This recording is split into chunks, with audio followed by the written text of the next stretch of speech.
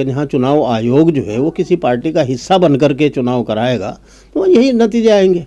आप वोट कहीं भी डलवा लीजिए, किसी को भी डलवा लीजिए, कितने भी डलवा लीजिए, जब उन्होंने ये तय कर लिया कि हमें इनको जिताना है, बात ख़त्म हो गई। हमारे यहाँ का लोकतंत्र जो है उसकी बस इतनी सी हकीकत है कि साहब चुनाव होता है, चुनाव में नतीजा वो बरामद किया जाता है या वो नतीजा बरामद होता है जो सत्ताधारी पार्टी चाहती है। और हमारे यहाँ की डेमोक्रेसी की इतनी ही हैसियत है कि यहाँ पर अगर आपके साथ जुल्म हो रहा है, आप मुसलमान हैं, तो आपको बोलने का भी अधिकार नहीं है। मोदी के आने के बाद यह है कि आपको मारा जाएगा, लेकिन आप रो भी नहीं सकते, रोने का भी अधिकार आपके पास से छीन लिया गया है। आप अगर रोएंगे तो और पीटेंगे। इलेक्शन कमीशन और सत्ताधारी पार्टी दोनों एक ही रोल में हैं और दोनों एक ही पार्टी के हाथ पांव बने हुए हैं कि रिटायरमेंट के बाद एक तो उसको थाली में सजा करके एक पोस्ट दी गई है और वो भी पोस्ट ऐसी है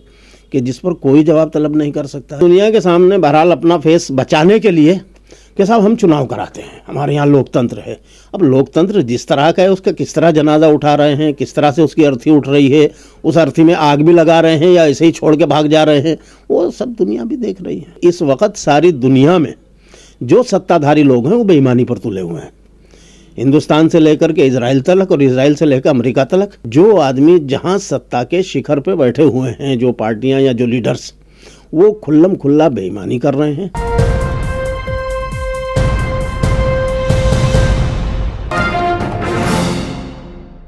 आदाब, नमस्कार, मैं हूं शकील अहमद और आप देख रहे हैं न्यूज़ MX।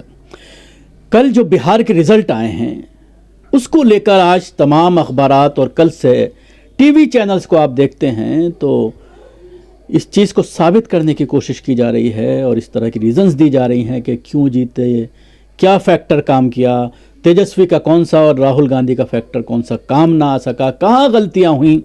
लेकिन एक सवाल जो पूरी तरह से गायब है कि आखिर 90% सीटें भाजपा और जेडीयू की कैसे आईं, ये सवाल कहीं पर भी नहीं है। ग्राउंड पर जो लोग रिपोर्टर्स पहुंचे हुए थे, जो रिपोर्टिंग कर रहे थे, इंडिपेंडेंट पत्रकार ख़ास तौर से जो सोशल मीडिया से जुड़े हुए हैं, तो उसको अगर देखा जाए या फिर रैलियों पर ही आप अगर निगाह डाल लें, चाहे वो तेजस्वी की और राहुल की रैली की बात करें या मोदी, अमित शाह और जो 2 चीफ मिनिस्टर लगाए गए थे, नफरती चीफ मिनिस्टर, उनकी रैलियां देख लीजिए, ज़मीन आसमान का फ़र्क नज़र आएगा आपको रैलियों में। लेकिन जो रैलियों में लाखों लोग पहुंच रहे थे वो बूथ तक पहुंचे या नहीं पहुंचे, ये एक बड़ा सवाल है। और जिस तरह से जो प्रतिशत बढ़ी है उसको भी बीजेपी की जीत के लिए एक उसको भी कारण माना जा रहा है। हालांकि फर्स्ट फेज और सेकंड फेज में जिस तरह की पोलिंग हुई थी तो तेजस्वी और कांग्रेस के ज़रिए ये कहा जा रहा था कि ये हमारा वोटर है, वोटर में उत्साह है। और 20 साल से जो नीतीश कुमार जमे हुए हैं वो एंटी कन्वेंसी की वजह से भी लोग पहुँचे हैं। इन्हीं सारी चीज़ों पर बात करने के लिए हमारे साथ मौजूद हैं अब्दुल रहमान आबिद साहब, वरिष्ठ पत्रकार। आबिद साहब, पहली प्रतिक्रिया इस रिज़ल्ट पर आपकी क्या है? देखिए, पहली प्रतिक्रिया इस पर यही है कि ये पूरा इलेक्शन यही नहीं है। अब पिछले कई इलेक्शनों को देख लीजिए आप, चाहे हरियाणा देख लीजिए, दिल्ली देख लीजिए, महाराष्ट्र देख लीजिए, मध्य प्रदेश देख लीजिए, छत्तीसगढ़ देख लीजिए, ये सारा मैनेजमेंट है। इलेक्शन कमीशन और सत्ताधारी पार्टी दोनों एक ही रोल में हैं और दोनों एक ही पार्टी के हाथ पांव बने हुए हैं। तो जाहिर सी बात है, जहाँ ऐसा मैनेजमेंट होगा कि जहाँ चुनाव आयोग जो है वो किसी पार्टी का हिस्सा बन करके चुनाव कराएगा तो यही नतीजे आएंगे। आप वोट कहीं भी डलवा लीजिए, किसी को भी डलवा लीजिए, कितने भी डलवा लीजिए, जब उन्होंने ये तय कर लिया कि हमें इनको जिताना है, बात ख़त्म हो गई। अब आप करते रहिए जो करना है। अपोजिशन पार्टियाँ चिल्लाती रहें, चीखती रहें, कुछ करती रहें, इलेक्शन कमीशन पर कोई फ़र्क पड़ता नहीं। अच्छा, उस पर इसलिए भी उसकी सेहत पर असर नहीं पड़ता कि रिटायरमेंट के बाद एक तो उसको थाली में सजा करके एक पोस्ट दी गई है और वो भी पोस्ट ऐसी है कि जिस पर कोई जवाब तलब नहीं कर सकता। रिटायरमेंट के बाद भी जवाब तलबी उसकी नहीं हो सकती, उस पर कोई केस उसके खिलाफ नहीं चल सकता कि साहब इसने बेईमानी करके, धांधली करके इसने जो एक ख़ास पार्टी को जितवाया है, एक ख़ास पार्टी के लोगों को जितवाया है, इसने बेईमानी करी है उसके लिए, लेकिन उसके खिलाफ कोई केस नहीं चला सकते आप। तो जहाँ बिल्कुल इतना मुतलकुल अनानियत हो वहाँ आप क्या तवक्को रखते हैं, वो भी मोदी और अमित शाह की बीजेपी वालों के सामने। जाहिर सी बात है जो वो कर रहे हैं सब, तो इसका मतलब तो यह है कि लोकतंत्र खत्म हो चुका है। अमलन तो लोकतंत्र खत्म है।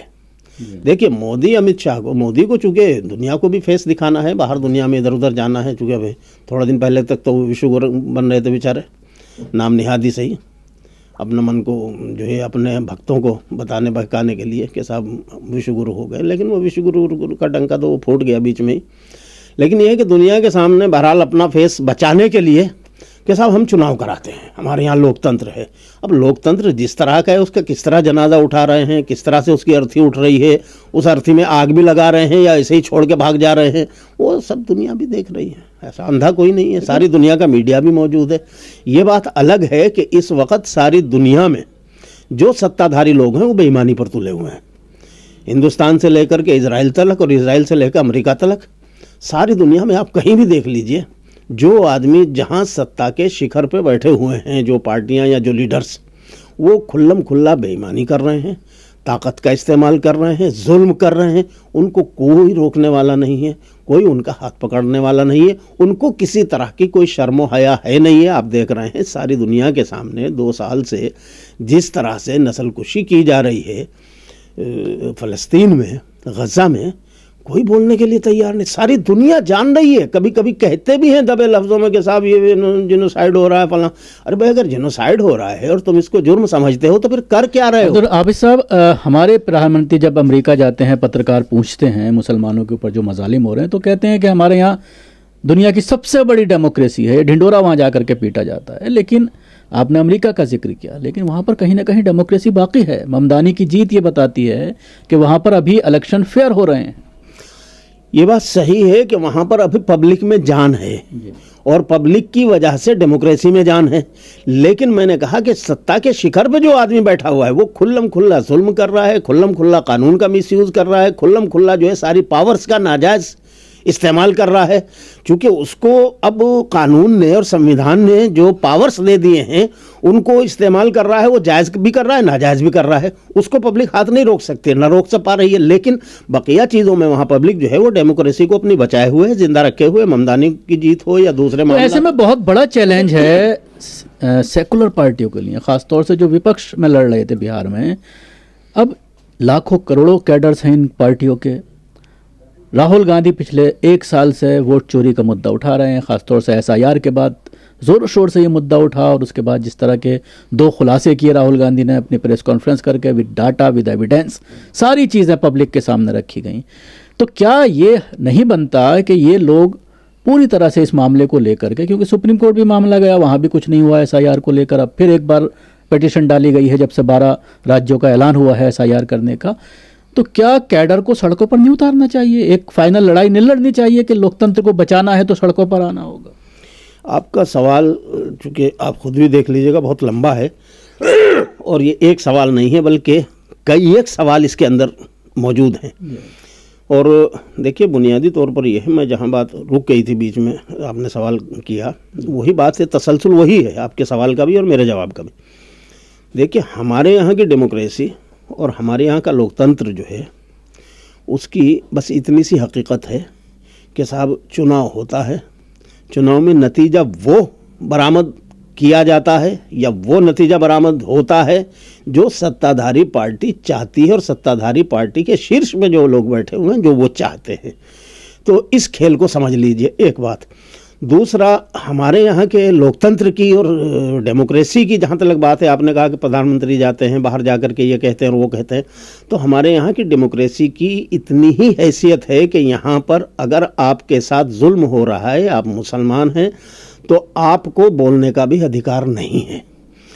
मोदी वाली भारतीय जनता पार्टी के आने से पहले ये होता था, जुल्म उस वक्त भी होते थे, ऐसा नहीं है कि पहले जुल्म नहीं होते थे। मुसलमानों को इनोसेंट जो है वो साजिशों के तहत जो है वो नहीं फंसाया जाता था। L18 से लेके कितने इस तरह के कांड हुए हैं, एक एक करके गिनवाऊंगा, बहुत लंबा टाइम चाहिए। लेकिन उस वक़्त आपको मुसलमानों को इतना अधिकार ज़रूर था कि वो रो सकते थे खड़े होकर के। अब जो है मोदी के आने के बाद यह है कि आपको मारा जाएगा लेकिन आप रो भी नहीं सकते, रोने का भी अधिकार आपके पास से छीन लिया गया है। आप अगर रोएंगे तो और पीटेंगे। ये है मोदी वाली सरकार में और मोदी के लोकतंत्र में और पिछले लोकतंत्र का फ़र्क। आज की तारीख में कितना लोकतंत्र यहाँ बचा हुआ है ये दुनिया जान रही है। आपने पार्लियामेंट से लेकर के आपने अदालत तलक, यहाँ तलक के सुप्रीम कोर्ट तलक, डेमोक्रेसी को, लोकतंत्र को, आपने आज़ादी को, मुख्तलिफ कह लीजिए संवैधानिक जो हमारे इंस्टीट्यूशंस हैं उनकी आज़ादी को किस तरह से रौंदा है, किस तरह से उसको ख़त्म किया है, ये भी दुनिया देख रही है। क्या बाबरी मस्जिद का मुकदमा, उसका फ़ैसला जो है वो इसके लिए काफ़ी नहीं है ये बताने के लिए कि इस मुल्क में इंसाफ का कत्ल होता है अदालतों में बैठ कर के भी? अदालतें जो है इंसाफ नहीं करती इस मुल्क की, बल्कि वो कमज़ोर कम्युनिटी के मफादात का और उनके हकूक़ का कत्ल करती हैं और फैसले ऐसे सुनाती हैं कि जहां जालिम अक्सरियत की हिमायत हो और उसके फेवर में फैसले दिए जाएं। क्या ये कत्ल नहीं है लोकतंत्र का? ये अदलिया का कत्ल नहीं है? ये इंसाफ का कत्ल नहीं है? एक फिर आप कानून बनाते हैं, जब कानून बनाने में क्या करते हैं आप? अपनी मेजॉरिटी की बुनियाद पर आप वो कश्मीर से किया हुआ मुआहिदा भारत सरकार का कि जिसमें 370 और 35A था, उसको सिर्फ अपने नंबर ऑफ मेजॉरिटी की बुनियाद पर लोकसभा और राज्यसभा से जो है उसको यक जुम्बिश कलम ख़त्म कर देते हैं, सिर्फ इसलिए कि आपके पास जो है अक्सरियत है, नंबर्स हैं। इसका मतलब लोकतंत्र तो नहीं है। आप तो अपनी पावर्स और अपनी अक्सरियत की बुनियाद पर हर तरह से लोकतंत्र को भी कुचल रहे हैं, हुकूमत हिंद के किए हुए अपने माहिदों को भी कुचल रहे हैं, अपनी ज़बान, अपने किरदार को भी कत्ल कर रहे हैं। मुल्क के पार्टी की मैं बात नहीं कर रहा हूँ, उस पार्टी का और उसके पार्टी का जो उसकी माँ है RSS, उनका तो शुरू दिन से ये है कि इस मुल्क में मुसलमान जो है वो हिंदुओं के साथ नहीं रह सकता, और मुसलमानों से ज़्यादा वो कहते हैं, जो सावरकर का ही कहना है कि हम जो है 1000 साल की ग़ुलामी कबूल करने के लिए तैयार हैं अंग्रेज़ों की, लेकिन हमें ये मंजूर नहीं है कि इस मुल्क में अपर कास्टों के साथ दलित रहें और मुसलमान रहें। तो जिन लोगों का नज़रिया, जिन लोगों का ख़मीर ये हो कि वो मुसलमानों और दलितों के साथ रहने के मुकाबले में 1000 साल तक अंग्रेज़ों की ग़ुलामी को पसंद करते हो, तो उनसे आप ये तवक्को कैसे करते हैं कि वो इंसाफ करेंगे? वो लोकतंत्र पे लोकतंत्र आपका दिख रहा है कि आप पार्लियामेंट से लेकर के जो है अदालत तक कत्ल करते जा रहे हैं लोकतंत्र का। आप कवानीन ऐसे बना रहे हैं, वक्फ कानून आपने बनाया, कमाल ही है। अब्दुर्रहमान साहब, मैं आपकी बात ज़रा सा मैं सवाल रोकता हूँ बीच में। देखिए, इस हुकूमत में जो जबर और जुल्म का बिल्कुल नंगा नाच होता है, और वो होता है अपने नंबर ऑफ गेम की वजह से, क्योंकि लोकसभा में, राज्यसभा में आपके पास अक्सरियत है, आप उसकी वजह से बिल्कुल नंगे हो जाते हैं, कानून का, संविधान का बिल्कुल नंगे होकर के कत्ल कर रहे हैं। आप जो कहते हैं कि हम मुसलमानों के, मुस्लिम ख़वातीन के हक़ में कानून बनाते हैं, 3 तलाक़ वाला कानून बनाते हैं।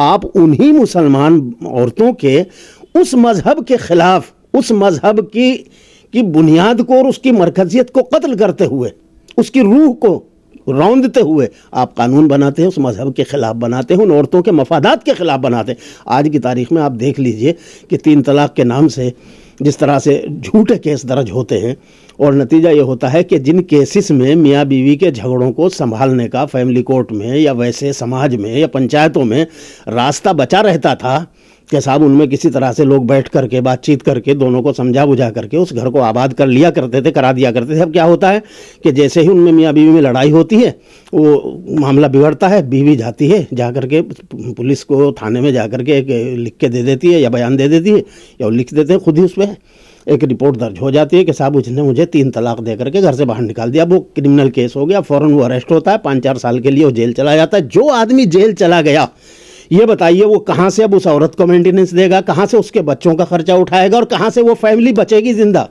क्या वो फैमिली बच रही है? इन्होंने ये कानून फैमिली बचाने के लिए बनाया? नहीं, बल्कि मुसलमानों की औरतों को सड़कों पर बर्बाद करने के लिए बनाया। और नतीजा आज यही हो रहा कि आज जगह जगह जो है, हर शहर में, कस्बे में आप देख लीजिए जा करके, जगह जगह औरतें जो है इस कानून की जद में आकर के अब वो या तो कैरेक्टर लेस होती जा रही हैं, या जो है भिखारी बनती जा रही हैं, या फिर जो है वो लोगों के रहम करम पर उनकी जूतियों में पड़ी जो है वो हालात का शिकार बन रही हैं।